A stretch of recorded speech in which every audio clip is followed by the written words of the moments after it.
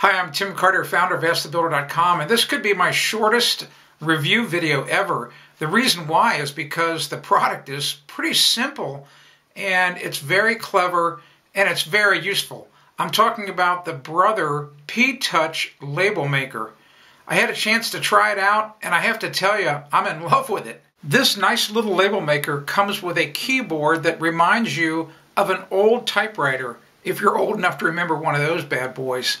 It's got every letter, number, symbol that you could ever imagine that you might need to create a label. You can change fonts, you can change type size, and you can use all different types of labels with respect to color that will work for whatever you're trying to put a label on.